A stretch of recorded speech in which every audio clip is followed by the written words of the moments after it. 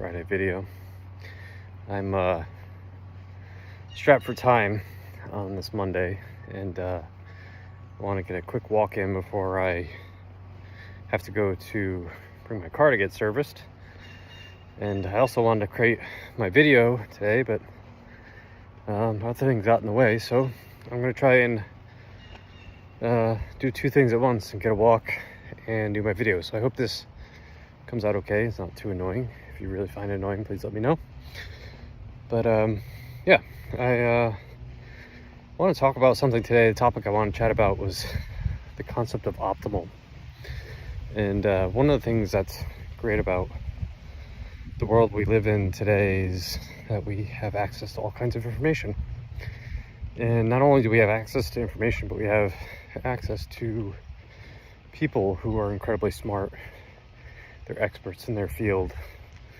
They have all of this knowledge in their head. They're doing the research. And we have the ability to interact with these people, and they have the ability to disseminate all this information to us. And as I was thinking about this topic, I was like, well, I kind of fall into this category as well, because, well, I'm certainly not an expert. I am disseminating information, and apparently some people like to listen to what I'm saying, so I do fall into this category as well. So this is also a little bit of a criticism of myself as well as others, because this is a hierarchy, right? I'm learning from people, you're learning from me, those people are learning from other people, and kind of goes up the chain, right? Anyways, someone was asking the other day, and we were having this group discussion, and they asked, I know I'm supposed to do this thing or these set of things that are considered the optimal way to do whatever, right? In this case, this person was talking about exercise, but it could be sleep, it could be nutrition, it could be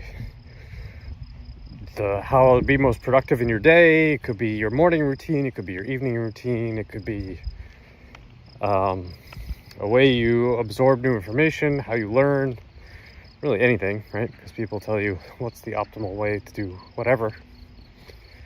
And, they start listing off all the things they should be doing from an exercise point of view to, fill all the gaps and really in this case it's just optimal health, so achieve optimal health. And they were like, I don't really feel like doing that right now. Like, my body is telling me to do something else.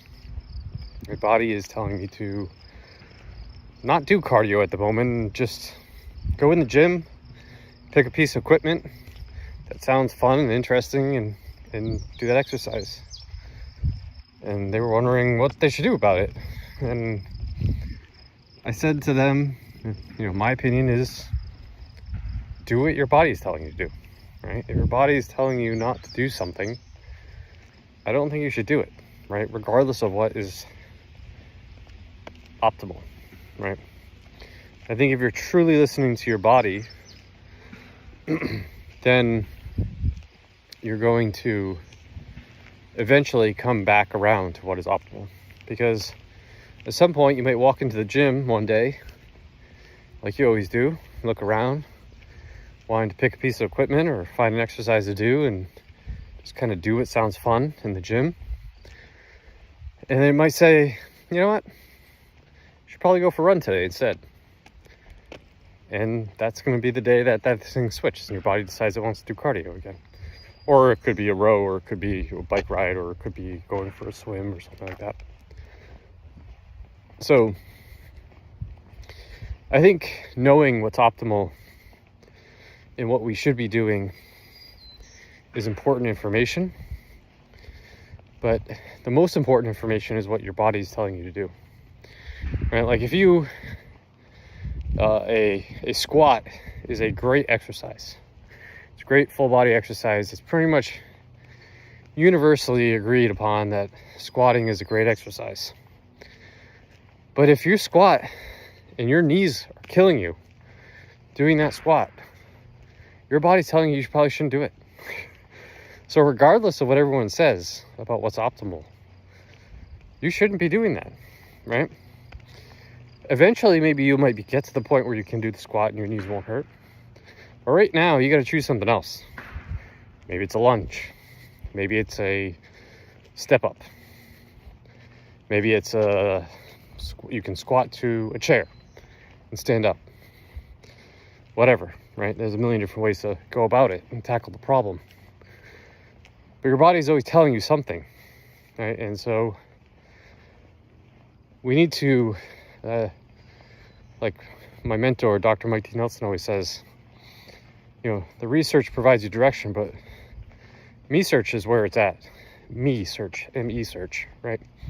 Me search, right? You need to do the research on yourself to figure out what's best for you. And so we have to be careful sometimes just not to get caught up in listening to these incredibly smart people that we're so lucky to have access to and take their word as gospel. Really, the gospel is what your body's telling you. And I understand that some people are going to say to me, well, my body's telling me to eat cheesecake. Yes, I understand that your body's telling you to eat cheesecake. And sometimes, eat the cheesecake. So sometimes you should listen to your body. But we have to know, you know, when we're talking about what our body's telling us to do, whether it's actually good for us or not, right? In general, going back to my squat example, your body's never telling you to squat if squats make you feel in pain, right? But your body may tell you to eat a cheesecake because your body doesn't know that that cheesecake is actually full of a bunch of artificial ingredients that are not going to be beneficial for your body. It's just concerned about the calories, and the calories are traditionally a form of survival, so it wants that cheesecake. But we can get those calories somewhere else. The body doesn't know that you can get the calories from somewhere else. The body just knows that there is a delicious cheesecake there full of calories that it wants, right? So we can make better choices. So again, we need to do that me search, right? The me search would tell you that, yes, the body says, optimal right now, give me that cheesecake. Me search says, cheesecake is probably not the best option for me right now. Maybe I'll go over here and have a sweet potato, or have some fruit, or a piece of protein, or something like that. So, what am I saying here? What's the message? The message is information is powerful. It's great that we have access to it, but we need to layer on top of that information what are the me search, the knowledge of what our body actually wants and needs. And the way to do that is just tune into your body and sometimes cut out all the other information. Be still, think, process, go for a walk like I'm doing now, and you'll get to the answer. So I hope this resonated with you. Hope you liked the video. Just something I've been thinking about lately. And as always, if you need any help or have any questions or comments, please reach out below. Be sure to sign up for the newsletter. Go to my website, rjbhealth.coach. Click the newsletter link on the top. Enter your email address. Get you on the newsletter where I disseminate all of the information that I put out on a weekly basis and right into your inbox, so you don't have to stalk me anywhere. And if you need any help with coaching, if you need some help navigating this me search thing, let me know. Again, you can go to my website, rjbhealth.coach. Click the fill out this schedule discovery call button, fill out that form. I'll get back to you and we can chat a little bit more about that. With that, I hope everyone has a good week.